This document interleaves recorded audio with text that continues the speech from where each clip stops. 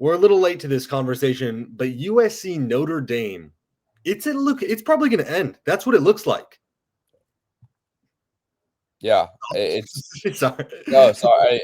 I mean, it's tragic, right? Because I think like no matter what side you're on, whether it be USC or Notre Dame, you know, it's it's hard because this rivalry has been going for almost a century at this point, Mhm. and I mean, it's really gotten kind of you know political, not just to like put that word out there because I mean USC does not really want to play cards with Notre Dame, it seems, in terms of signing a long-term extension. What do you think about all that? Yeah, look, I mean, it's hard because I think it's a top three rivalry, if not, yeah, I'd say top three rivalry in college football. The only one's better in my opinion, just because I'll say Army Navy, then Michigan Ohio State. I think Notre Dame USC because it's so random that these two teams are just these huge rivals. Obviously, it's the history, that's why, but it's so random that that's what makes it so special. And the fact that it's probably going to end is ridiculous. Obviously, there's been a lot of murmurs about this the past couple of years about USC ending the rivalry. It looks like it's probably going to be true. They can't seem to come on an extension for the rivalry. Yeah, I mean, on one hand, like, yeah, it does hurt when you're losing, an extra game every year if you're USC. Obviously you beat Notre Dame a few times these past, 5, 6 years, but by and large, Notre Dame has owned the rivalry. So I understand like the defeating feeling, but at the same time, like, why doesn't USC just get a better team together and try to beat Notre Dame that way instead of just avoiding playing them all together? Because let's be real, like UCLA is a rival of USC, and I think they're privileged to have multiple big rivals. But the real rivalry is with Notre Dame because it's just Mm-hmm. they're such a more competitive program than UCLA is year in and year out. I mean, I don't think that's very like that's not a very well kept secret at this point. We saw Notre Dame go to the national championship last year. They've been a competitive team year in and year out, really for the longest time. And I mean, yeah, I mean, for people watching, like USC did counter with a 1 year extension, but That's why not would, enough. yeah, why would also like, I mean, it's kind of obvious that, the 1 year deal is to just have Notre Dame come to the Coliseum one more time. So I think it's very clear that USC is, I mean, I don't know if I want to say scared, but they feel scared, but it just feels like they're doing everything they can to get out of this. And of course, they have Chad Bowden. They have a lot of ties to Notre Dame with him, and it's just weird seeing them want to cut this away at this point in time when USC seems to be on the up and Notre Dame seems to be on the down a little bit. And again, they're still Notre Dame. They're going to be good, but they've lost a lot of pieces. So yeah, I mean, very weird and I guess expected, but still just kind of disappointing to see. It feels cowardly, if I may. I mean, with all due respect to our program, USC obviously had some down years. Very much think they're on the up this year.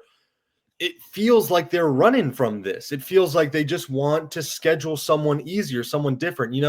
They always, Lincoln Riley, I'll say, has always cited of, the CFP, it's the uncertainty. You want to really get your schedule together. And you're adding this out of conference game, which the past couple of years, obviously Notre Dame has dominated. I still think it's one of those games where you just have to play it. It's such a historic rivalry. If you beat them, then it helps your CFP chance. This is so different than hypothetically scheduling Fresno State as your, and compared to either Notre Dame week, what is it, 7, 8, whenever they play in mid-October, or, obviously Thanksgiving week versus Fresno State week 3.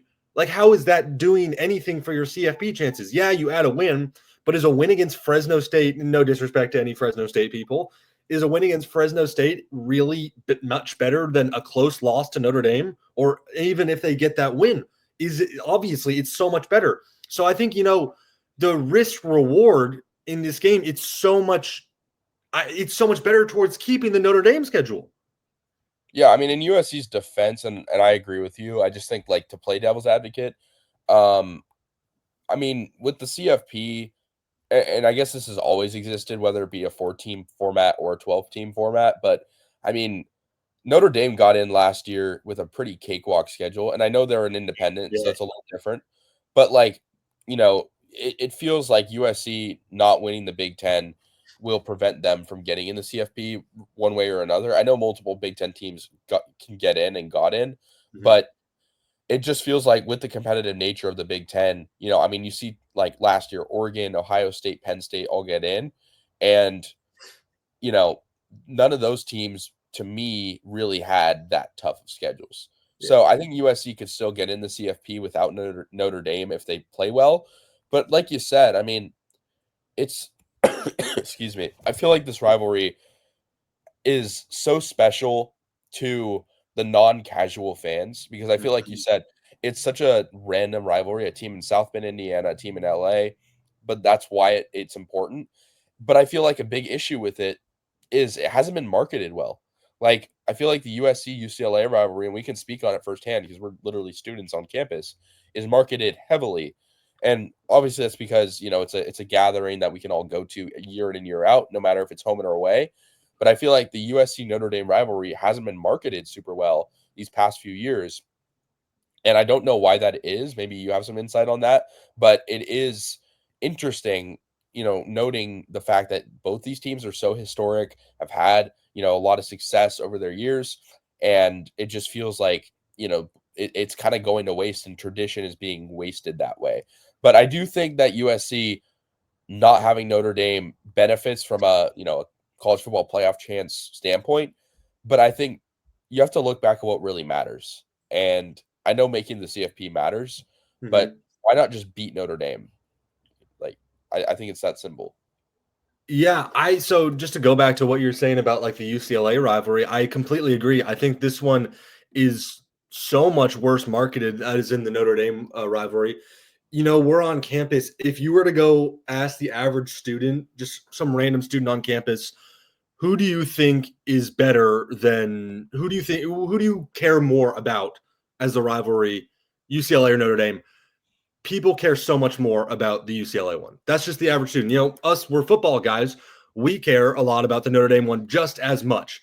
But the average student at USC, I would say, really doesn't care that much about Notre Dame. You want your football team to win. You don't care that much other than that week, I think that's poor marketing. I think that's all that sort of stuff. I think it's terrible. Yeah, I agree. I mean, again, like we saw Notre Dame and Michigan be kind of prior rivals, and they're not really. Yeah, I agree with this point as well. And that kind of change, and I think to Notre Dame's credit, they've really owned USC historically, and USC has had some good wins over Notre Dame. Don't get me wrong, like 2022, most recent one, that was electric. I wasn't there, but That was I'm electric. assuming, yeah, Terrence was there. Um, so yeah, I mean, again, it's I don't know if I agree with so much with this comment, just because I feel like it's not really the sports media that's not hyping it up. I feel like actually, if anything, you turn on college football, big noon kickoff, whatever you watch, and USC Notre Dame's always televised. It's always hyped up in that way. But I think locally in LA, it's not, hyped up to the extent that it should be. Yeah, go to Roger Dodger's comment here. I think I do think it's a difference between maybe alumni and students is honestly what it is. Like we were talking about, I think the student body cares a lot more about UCLA, obviously, because we play them in everything. So you play them in not just football. Obviously, women's basketball played Notre Dame this year, but that's just a home and home. The Notre Dame, it's a much better game. USC owns UCLA in football. So Notre Dame is always better because that's so much more historic. It's two blue bloods. But UCLA, it's just because I think USC plays them in basketball. I mean, the Galen Center, those are always awesome games to go to. And then even the little ones, we'll take a look at water polo. Those are always like fun because it's just hatred between each other. You don't have that with Notre Dame. That's my problem with it. Yeah, Um, 100%. Casey, I'm sorry. I was going to bring up one thing. You mentioned earlier the Big Ten and teams getting in. The new proposal in the CFP of 4 teams making it from the Big Ten, 4 from the SEC. I think that if anything, keeping the Notre Dame on the schedule for that 4 Big Ten teams helps USC because that doesn't count as a conference loss, but hypothetically you win that, it helps your seeding even more. That's what I think of it. I agree. I mean, in that regard, I definitely agree. I think as far as winning the Big Ten goes, it's a little bit maybe different just because your overall record is going to affect that. But no, I 100% agree. And I think seeing teams like Oregon, schedule these really easy. I mean, they did play Boise State last year, but of course, no one really knew that Boise State would be the team that they would be. So I can't really give them too much credit for that. But my point is. I like that, and I think USC is not willing to take risks because it is a big risk. And so yeah, and I mean it's a good point. Like the TV is a Mhm. aspect TV of it. controls everything.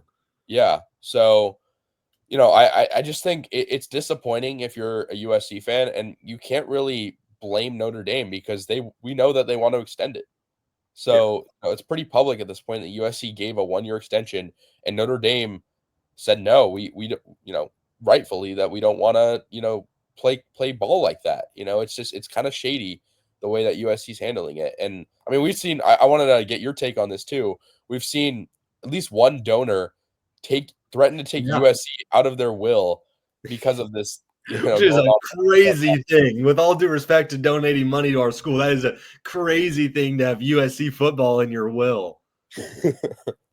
Absolutely. Yeah. I want to bring up this. I think this is a great comparison. I mean, not to sound too young, Casey and I, back when both USC and Notre Dame were like really good at the same time. I mean, Casey was, I think, 1 and I was 2. I'm just thinking back to like the Bush push. Obviously, there's been times where they are good together, but after that, but that's when I think of really good teams, and we were both in diapers when that happened. So, Yeah, I mean, again, it's on one hand, like to Logan's comment here, if you want to throw it up on the screen, yeah, yeah, um, like I understand, not having Notre Dame makes your schedule inherently easier. Like that's the obvious like cop out, but at the same time, like USC, I don't know about last year, but maybe the year before that with Caleb, needed a measuring stick game. I felt like to really show us is this team legit or not. I mean, we knew last year, they started losing pretty early on. Michigan started it, and then Minnesota Minnesota. on. But USC got exposed with Caleb in 2023 that they couldn't play in cold weather. They couldn't handle Notre Dame's defense. And I agree that not having Notre Dame will inherently make your schedule easier. But at the same time, I feel like that game really has shown if USC is legit or not. And I know that USC beat Notre Dame, the year before 2023 and 2022 and still ended up kind of having a disappointing season. But that USC team was still very good. And so, again, I think having that measuring stick game on your calendar, maybe it's not a measuring stick game, maybe it's a genuine game where both teams are good, which we could see this upcoming year or the year after. I just think it's a weak move. Like I think it's to echo what you're saying. Mhm. No matter how good the team is year in and year out, it's your rival. Like like what message does that send to the rest of the country? If you're USC, I mean, you're showing that you want the easiest path possible to the CFP, and I respect that they want that, but I think there's other ways you can do that by making your team better. Maybe by I don't know other ways, but I think certainly getting rid of your biggest rivals is the weakest way to do it. Yeah, no, I just kind of think it is. Just throwing up a couple comments that went off while Casey was talking about that. Why doesn't Notre Dame join the Big Ten? They tried to join, 50 some odd years ago and were like rejected and have been a prude about it ever since and just won't join a conference. That's my general understanding of why Notre Dame won't do it. Also, they make millions, hundreds of millions by themselves from NBC. So that's kind of that. Another thing here, if USC can't beat Notre Dame, then what makes you think USC can win a national championship? I agree. Because if you can't beat them, you're not going to win a national championship. You're not going to compete with a Georgia. You're not going to compete with an Ohio State. You're just not going to be able to. I'll even throw in, like an Oregon or a Texas at this point. You're not going to beat any of those teams if you can't beat Notre Dame, especially next year. They don't have a great quarterback situation there. It's not like the last 2 years where they brought in a very solid starter quarterback. They don't have that next year. It's obviously in South Bend. They can win that game a lot better than they have had chances last times. To be fair, I mean, I think USC could still win a national championship without beating Notre Dame in a given season. Like we Yeah, saw Ohio State lose to Michigan and win the national championship. Like I know it's unless different. Michigan and Oregon then Yeah, BTA and Oregon and still they beat everyone. yeah. So I want to go back to the contract because I saw a lot of people mentioning the fact that USC, like offered Notre Dame a long-term deal and then Notre Dame rejected it. Is there any proof that that actually happened? Because I didn't see any. yeah, I haven't been able to find because we were talking about this last night. Saw some people on Twitter beefing about it, and I just couldn't find anything about this like supposed 20-year deal is what I saw. Which I couldn't find any proof of that. Maybe there is. Maybe we didn't do a deep enough dive, but it just doesn't sound right. And another thing I want to talk about, I've seen 2 reports of things of Notre Dame potentially going for different schedule and stuff. Have you seen a Clemson one, I think maybe already in place for the next like 12 years, something like that. Yeah. And then I saw one rumor that they're looking to replace USC with UCLA. I saw That one would. rumor somewhere about that. I feel Which, like that would. I mean, that'll be something. that I like we talk about Notre Dame owning USC. I mean, talk like the ownage in that matchup would be just not even fair. Astounding. Yeah, I agree with this. Notre Dame, they don't have a title game.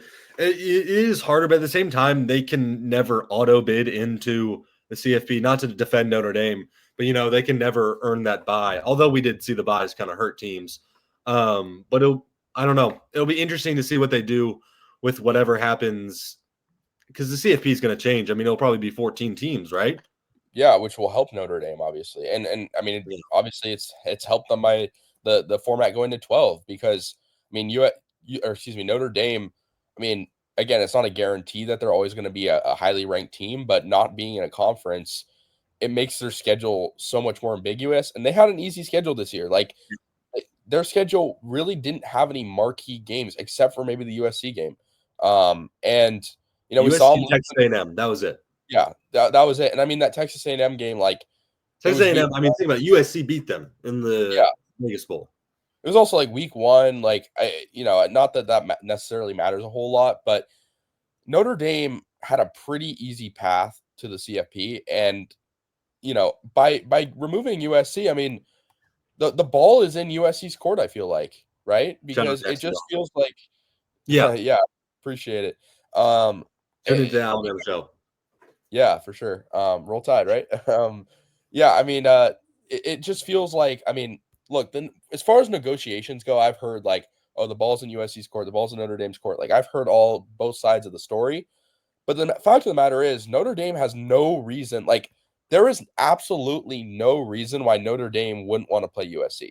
Like Yeah. I can't. They beat USC a lot historically, a lot more than USC's beaten Notre Dame. Why should it makes zero sense. And so I can't get behind the argument that USC is in the right here and that Notre Dame is weak or Notre Dame is, trying to cop out of this because they have zero reason. I know like the months of the year thing has been and I'd like to get your take on that. Because I heard that, just stuff, I don't know about, confirmed things, but I've heard that, the fact that the game is played in either November or October, right? Yeah, October. In October, well, South, it depends. When in South yeah, Bend, October, right. November, LA.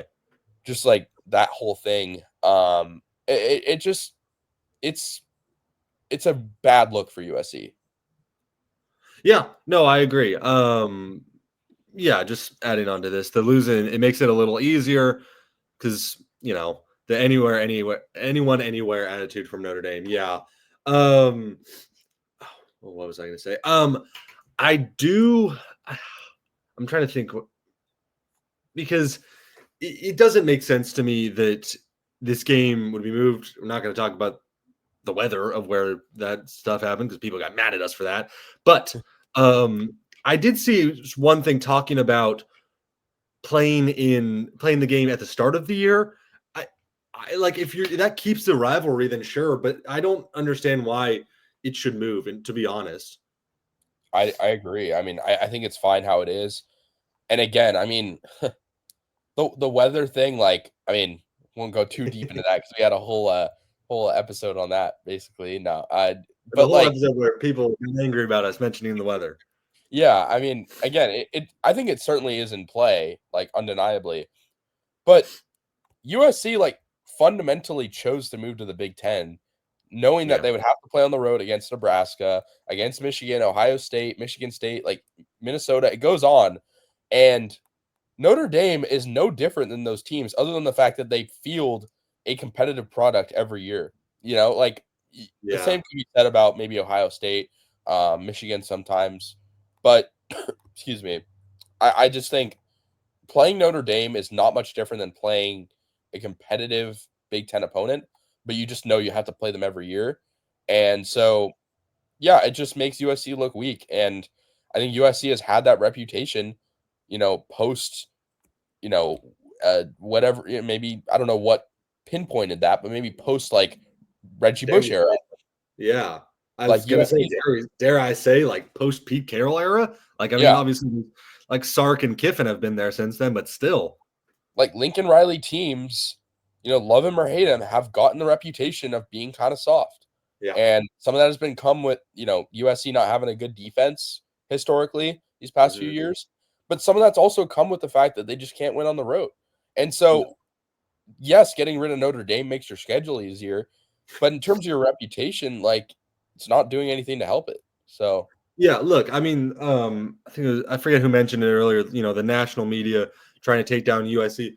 The problem is, if you take away this Notre Dame game, it really feeds into this whole thing of Lincoln Riley is soft and USC doesn't want to play hard teams. Because obviously, last year, really hard schedule. But if you're continuing the Notre Dame game, I mean, obviously, this year you have Notre Dame, Oregon, Michigan. Those will be the three marquee games right there. I'll throw Illinois in there. That's a good team. But those are the teams where you got to win you have to win two of those games. If you remove one of those games, it means the standard for winning is higher. However, it means that you just look worse. You're playing easier teams because Notre Dame, they always get the reputation of playing easier teams, whether it be true or not. I mean, they usually play, a couple MAC teams, a couple mediocre Power 5 teams, usually throw like Louisville in there, some ACC teams, and then USC, and then like maybe one or two other high major Power 5 teams. So you just get a lower reputation, in my opinion. It just hurts them. yeah, and let's look at last year's schedule, right? Like, you have marquee games in LSU in Vegas. Yep. You have Notre Dame, of course, and Penn State. Because and Michigan too. But I think they knew Michigan was going to be weaker, and they obviously were.